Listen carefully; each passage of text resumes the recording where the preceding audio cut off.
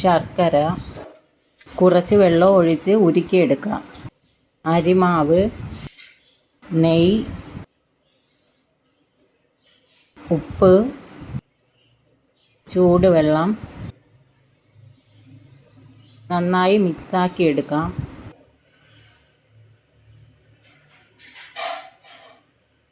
അഞ്ച് മിനിറ്റ് അടച്ചു വയ്ക്കാം. ശർക്കര ഇടയ്ക്ക് ഇളക്കി കൊടുത്ത് ഉരുക്കിയെടുക്കാം.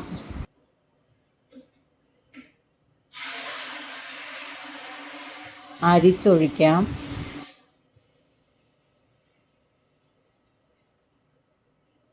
തേങ്ങ ചേർത്ത് കൊടുക്കാം. എള്ള്, ഏലക്കാപ്പൊടി നന്നായി മിക്സാക്കി യോജിപ്പിച്ചെടുക്കാം.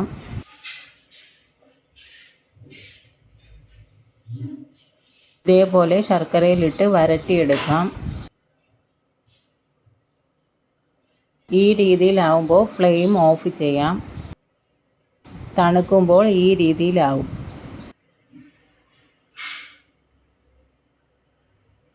നേരത്തെ അടച്ച് മാറ്റിവെച്ച മാവ് നന്നായി കുഴച്ചെടുക്കാം.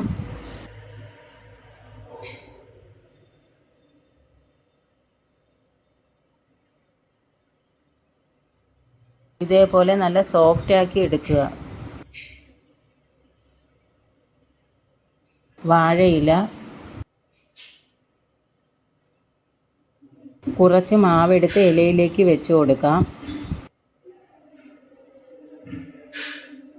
കട്ടി കുറച്ച് പരത്തിയെടുക്കുക.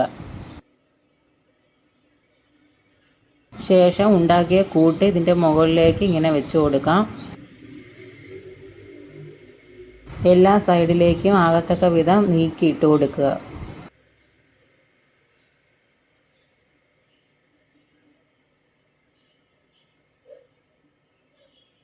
മറ്റൊരു ഇലയിൽ പരത്തിയ മാവ് ഇതിൻ്റെ മുകളിലേക്ക് ഇങ്ങനെ വെച്ച് കൊടുക്കാം. പ്രസ് ചെയ്ത് കൊടുക്കാം. ശേഷം ഇഡ്ഡലി തട്ടിലേക്ക് വെച്ച് കൊടുക്കാം.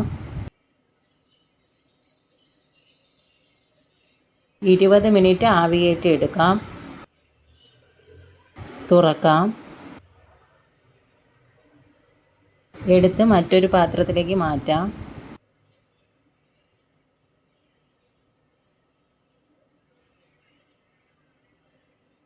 ഇല എടുത്ത് മാറ്റാം.